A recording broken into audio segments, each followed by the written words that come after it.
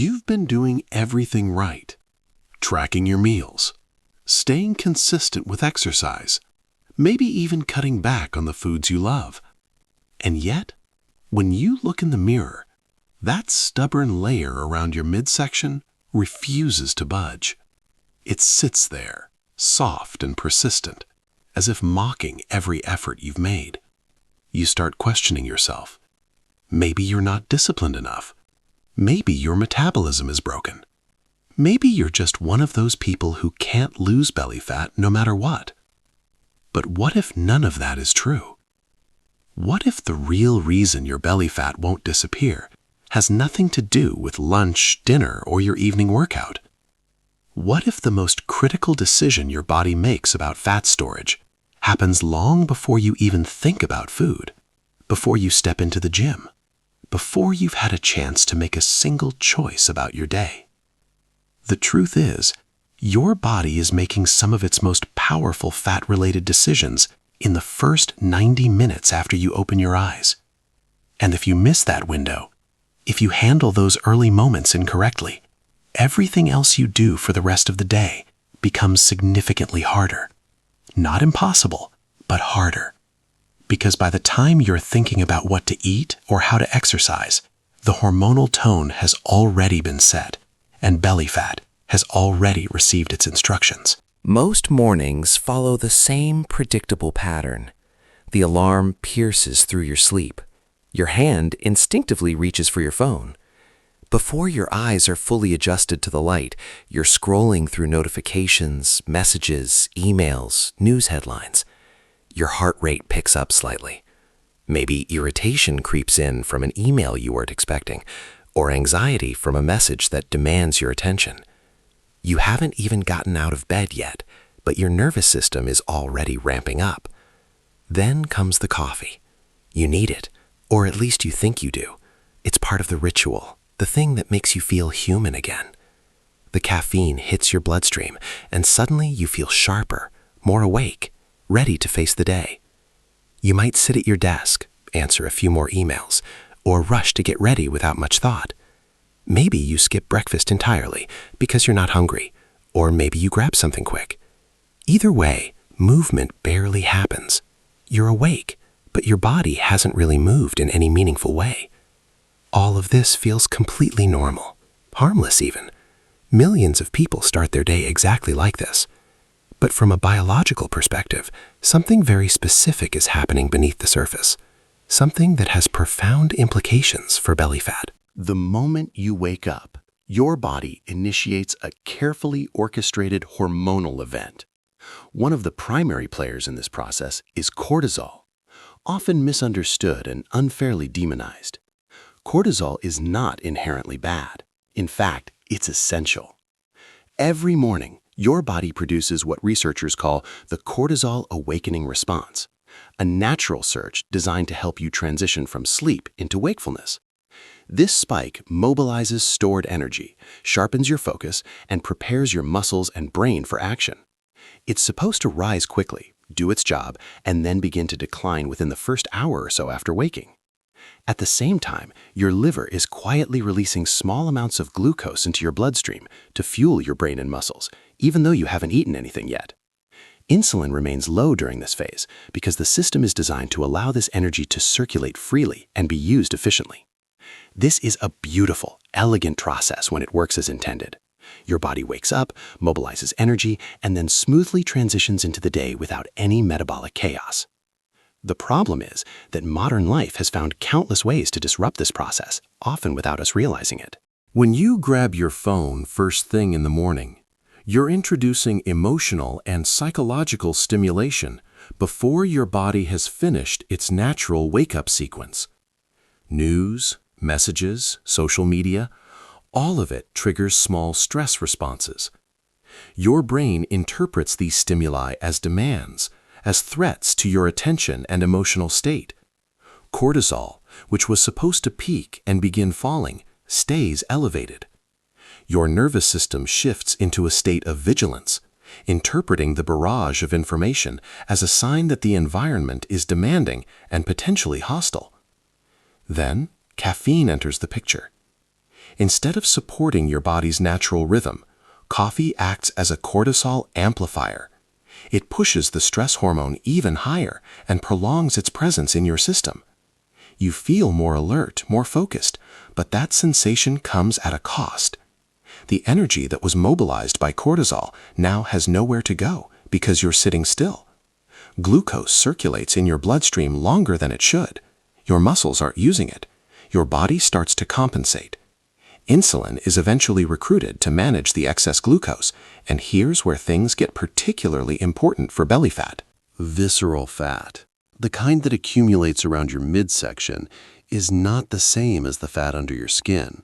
It's hormonally active, densely packed with cortisol receptors, and highly responsive to stress signals. When cortisol and insulin are both elevated at the same time, belly fat receives a very clear instruction: store energy and protect it. From an evolutionary standpoint, this makes perfect sense. Your body perceives stress, mobilizes energy to deal with the threat, and when that energy isn't used, it stores it centrally, where it can be accessed quickly if needed again. This was useful when threats were physical and immediate, but in the modern world, the threats are emails and notifications, and the energy never gets discharged. So belly fat accumulates, not because you're eating too much or exercising too little, but because your hormonal environment is telling it to hold on tight. And this decision, this hormonal pattern, is set in motion during the first 90 minutes after you wake up, before breakfast, before your workout, before any of the things you've been told matter most. This is why two people can follow the exact same diet, do the same workouts, and get completely different results around their midsection. The difference isn't metabolism. It's not genetics, at least not primarily. It's what happened in those first 90 minutes. One person's cortisol rises and falls naturally. Their body uses the mobilized energy gently. Insulin stays low, and belly fat doesn't receive a storage signal. The other person's cortisol stays elevated due to screens, caffeine, and inactivity. Insulin joins the party to manage the circulating glucose, and belly fat locks down. The rest of the day unfolds under completely different metabolic conditions, even if both people make identical choices afterward. Once this hormonal tone is set in the morning, it tends to echo throughout the entire day. It influences how your body responds to the food you eat, how sensitive you are to stress, how stable your energy feels, and how accessible your stored fat becomes. No matter how disciplined you are at lunch or dinner, you're working against a pattern that was established hours earlier. Many people, sensing that something is off, try to fix the problem with intensity. They wake up and immediately throw themselves into a high-intensity workout, thinking that burning calories first thing will solve the issue. And while exercise is valuable, intense training right after waking often makes the problem worse, not better. Your cortisol is already elevated from the awakening response. When you add high-intensity exercise on top of that, you're stacking stress on stress. Your body interprets this as further confirmation that the environment is demanding and threatening. Cortisol stays high even longer. Later in the day, this manifests as increased hunger, stronger cravings, and a compensatory drive to store energy. Your body is trying to recover from what it perceives as repeated threats, and one of the ways it does that is by encouraging you to eat more and hold on to fat more aggressively. This creates a frustrating cycle where effort seems to backfire, where the harder you try, the more stubborn belly fat becomes. What's missing in most morning routines is not intensity, it's resolution. Cortisol is meant to rise and then be discharged, and that discharge doesn't require effort or punishment. It requires gentle movement that signals to your body that the energy it mobilized has been used and the perceived threat has passed. A walk, some light stretching, slow, deliberate movement that allows your muscles to activate without triggering additional stress. This type of activity accelerates cortisol resolution, improves glucose handling, and prevents insulin from being recruited unnecessarily. It closes the stress loop instead of extending it. Without this signal, cortisol lingers, insulin gets involved, and belly fat, highly attuned to these hormonal messages, responds by staying in protection mode. This is why so many disciplined, committed people struggle with belly fat, despite doing everything they've been told to do. They're pulling the wrong lever. They're focusing on calories, macros, and workout intensity, when the lever that actually matters most is how the first 90 minutes are handled. And until that lever is used correctly, belly fat remains resistant. When the first 90 minutes are handled differently, when cortisol is allowed to rise and fall naturally, when gentle movement discharges the mobilized energy, when screens and caffeine are delayed slightly, the effects ripple outward in ways that feel almost disproportionate to the effort involved. The morning no longer feels frantic or brittle. Energy rises and then settles smoothly instead of spiking and crashing unpredictably. Your body completes its wake-up process rather than dragging it out for hours. As cortisol resolves more cleanly, insulin behaves differently for the rest of the day. Blood sugar responses to meals become calmer and more stable. Your body doesn't need to overcorrect because it didn't start the day in a stressed, reactive state. Hunger becomes more predictable instead of urgent and demanding. Cravings lose their sharp edge. And this happens not because you changed what you ate, but because you changed the hormonal environment in which food is processed. Belly fat responds quietly to this shift. Without the repeated overlap of cortisol and insulin, visceral fat cells stop receiving constant storage commands. They remain less defensive. Over time, this allows fat to become accessible again, especially around the midsection where it had been most stubborn. The change is subtle at first. Less bloating, less tightness. Clothes fit differently before the scale necessarily reflects it, but it builds steadily because the signal has shifted. When stress hormones are not dragged through the entire morning, mental clarity lasts longer. Small challenges feel manageable instead of overwhelming. This reduces emotional eating later in the day, not through willpower or restraint, but through reduced need. You're not fighting yourself. You're simply less driven by stress-induced hunger. Sleep benefits indirectly too. When cortisol follows its natural curve early in the day, rising and falling as intended, it's more likely to be low when evening arrives. This supports deeper, more restorative sleep, which further improves insulin sensitivity and fat metabolism overnight. The morning sets the stage for the night, and the night reinforces the morning. Each of these effects stacks on the next. Better mornings create better days create better nights, and better nights feed back into easier mornings. Belly fat loss becomes a downstream result of alignment rather than something that has to be chased, forced, or endured. This is why changing the first 90 minutes can feel more powerful than changing an entire diet. The body is no longer fighting mixed signals. Once the morning stress loop is closed properly, everything that follows becomes easier to regulate. What makes this pattern reliable, rather than speculative, is that it closely matches what hormonal and circadian research has been demonstrating for decades. Cortisol follows a daily rhythm, and when that rhythm is disrupted, metabolic consequences follow predictably. Studies consistently show that prolonged or repeated cortisol elevation is strongly associated with increased visceral fat, even when calorie intake is controlled. Belly fat is not passive tissue sitting idly on your body.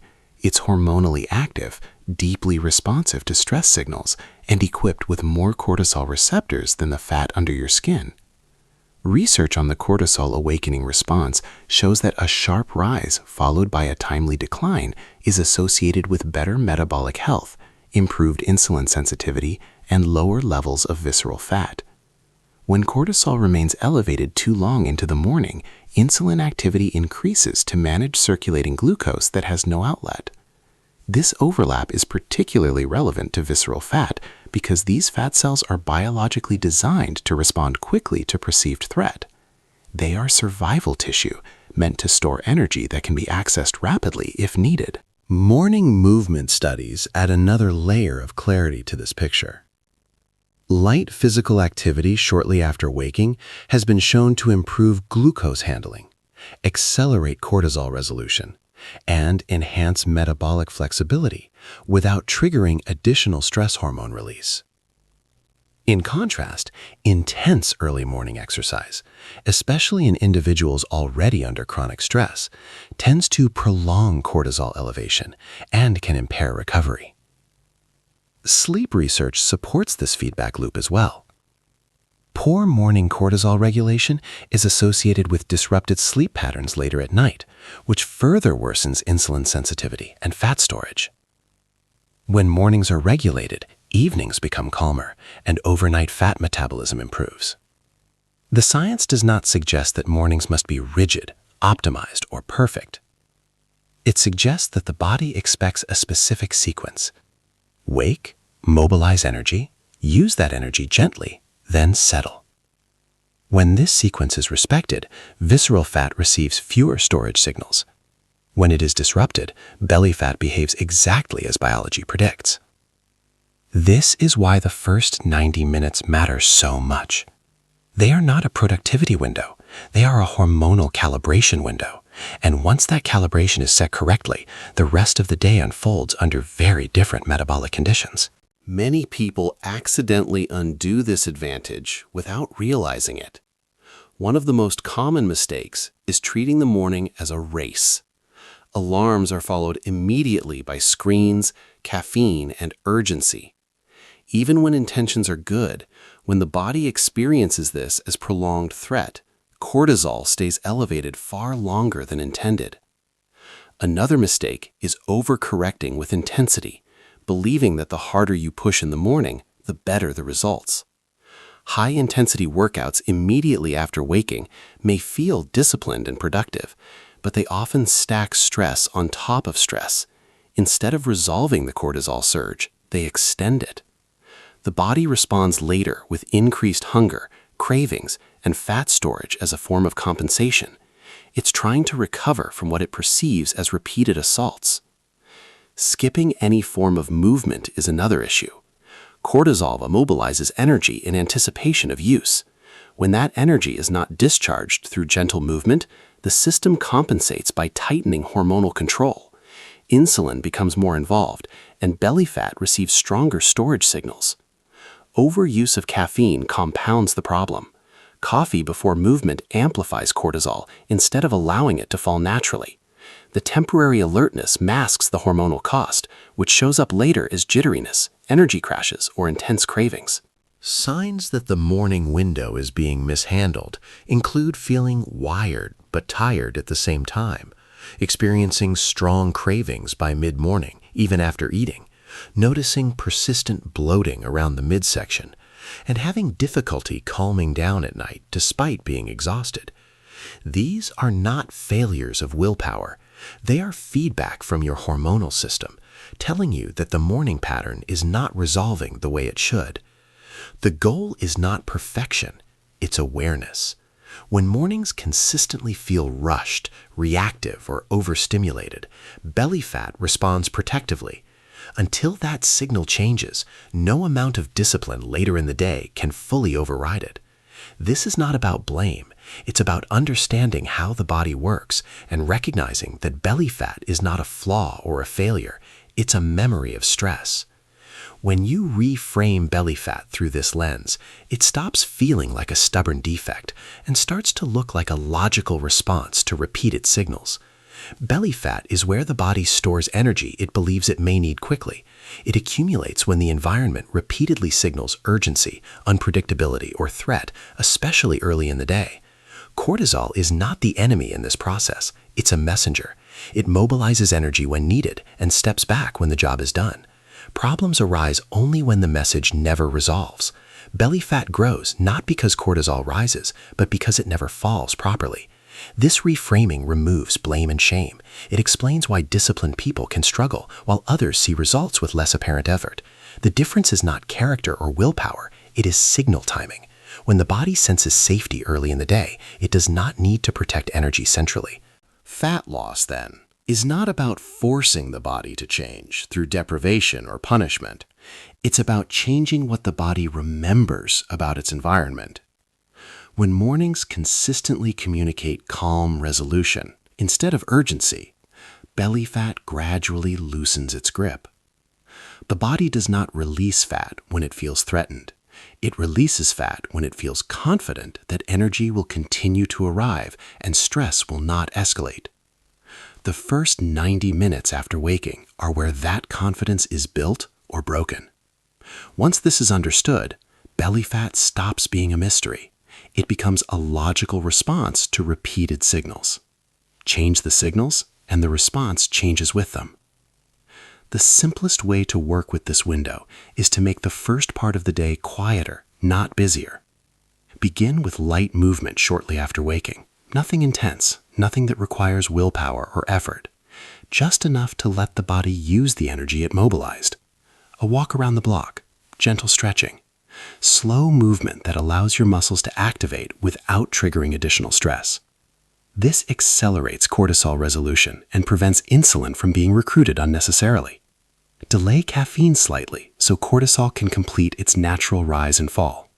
You don't have to give up coffee entirely, just shift it by 30 to 60 minutes. This small delay allows your body to finish its wake-up sequence before you amplify it artificially. Reduce screen exposure early so the nervous system can settle into the day instead of bracing against it. Let yourself wake up before you start reacting to the world. Give your body a few moments of calm before you invite stimulation in. There is no need to overhaul your routine all at once. Small changes in this window have outsized effects because they address the root pattern rather than the symptoms. Pay attention to how hunger feels later in the morning. Notice whether energy remains stable through the afternoon or crashes unpredictably. Observe how your body feels around the midsection by evening, whether there's tightness and bloating or a sense of ease. These are early indicators that the signal has shifted. Approach this as an experiment rather than a rule. The body responds to consistency, not pressure. When the morning stress loop closes cleanly, the rest of the day becomes easier to manage without extra effort. Belly fat does not disappear because you demand it. It fades when the body no longer feels the need to hold on. And the decision to let go is often made long before breakfast, in the quiet moments after you wake.